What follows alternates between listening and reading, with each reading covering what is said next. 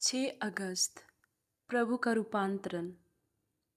पहला पाठ नबी दानियल का ग्रंथ अध्याय 7 पद संख्याएं 9 से 10, 13 से 14। मैं देख ही रहा था कि सिंहासन रख दिए गए और एक वयोवृद्ध व्यक्ति बैठ गया। उसके वस्त्र हिम की तरह उज्जवल थे और उसके सिर के केश निर्मल ऊन की तरह। उसका सिंहासन ज्वालाओं का समूह था और सिंहासन के पहिए धधकती अग्नि।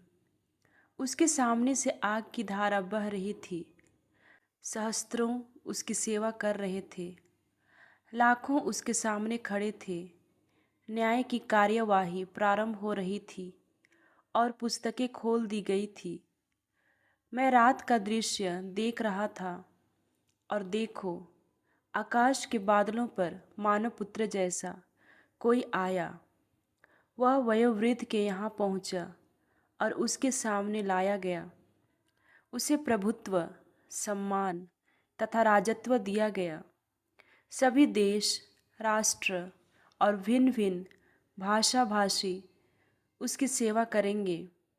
उसका प्रभुत्व अनंत है, वह सदा ही बना रहेगा। उसके राज्य का कभी विनाश नहीं होगा। प्रभु की वाणी। दूसरा पाठ संत पेत्रुस का दूसरा पत्र अध्याय 1 पद संख्याएं 16 से 19। जब हमने आप लोगों को अपने प्रभु यीशु मसीह के सामर्थ्य तथा पुनरागमन के विषय में बताया, तो हमने मनगढ़ंत कथाओं का सहारा नहीं लिया, बल्कि हमने अपने ही आँखों से उनका प्रताप उस समय देखा है जब उन्हें पिता परमेश्वर से सम्मान तथा महिमा प्राप्त हुई। और भव्य ऐश्वर्य में से उनके प्रति एक वाणी यह कहती हुई सुनाई पड़ी, यह मेरा प्रिय पुत्र है, मैं इस पर अत्यंत प्रसन्न हूँ। जब हम पवित्र पर्वत पर उनके साथ थे, तो हमने स्वयं स्वर्ग से आती हुई यह वाणी सुनी थी। इस घटना द्वारा नबियों की वाणी हमारे लिए और भी विश्वसनीय सिद्ध हुई।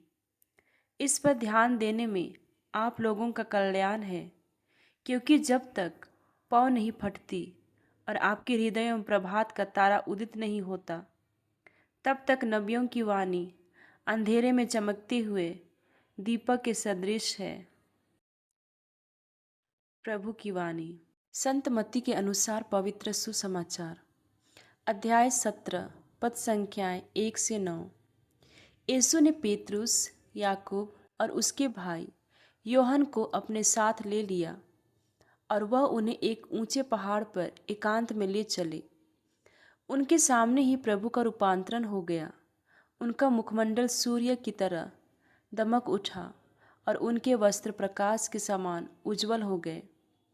शिष्यों को मूसा और एलियस उनके साथ बातचीत करते दिखाई दिए। तब पेत्रुस ने यीशु से कहा, गुरुवर, यहाँ होना हमारे लिए कितना अच्छा है। आप चाहें तो मैं यहाँ 3 तंबू खड़ा कर दूंगा, एक आपके लिए, एक मूसा और एक एलियस के लिए। वह बोल ही रहा था कि उन पर एक चमकीला बादल छा गया और उस बादल में से यह वाणी सुनाई पड़ी, यह मेरा प्रिय पुत्र है, मैं इस पर अत्यंत प्रसन्न हूँ, इसकी सुनो।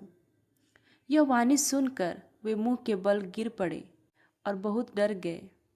तब यीशु ने पास आकर उनका स्पर्श किया और कहा, उठ जाओ, डरो मत। उन्होंने आंखें ऊपर उठाई तो उन्हें यीशु के सिवा और कोई नहीं दिखाई पड़ा। यीशु ने पहाड़ से उतरते समय उन्हें यह आदेश दिया, जब तक मानव पुत्र मृतकों में से न जी उठे, तब तक तुम लोग किसी से भी इस दर्शन की चर्चा नहीं करना। यह प्रभु का पवित्र सुसमाचार है। मनन चिंतन। इस संसार में हम किसकी बात अधिक सुनते हैं, अपने माता पिता की या अपने गुरुजनों की या अपने आदर्श व्यक्तियों की या अपने दोस्तों की, यहाँ स्वयं की। पिता ईश्वर प्रभु यीशु के रूपांतरण के समय बहुत ही महत्वपूर्ण बात कहते हैं, यह मेरा प्रिय पुत्र है, मैं इस पर अत्यंत प्रसन्न हूँ, इसकी सुनो। जब कभी हम इस संसार के दुविधाओं में फंस जाएं या हमें समझ में न आए कि क्या करना है, तब हमेशा हमें हमारे पिता ईश्वर की यह बात को याद रखना चाहिए कि हम प्रभु यीशु की सुने, क्योंकि वही हमारा मुक्तिदाता और ईश्वर है और उन्हीं के द्वारा हमारा उद्धार हो सकता है।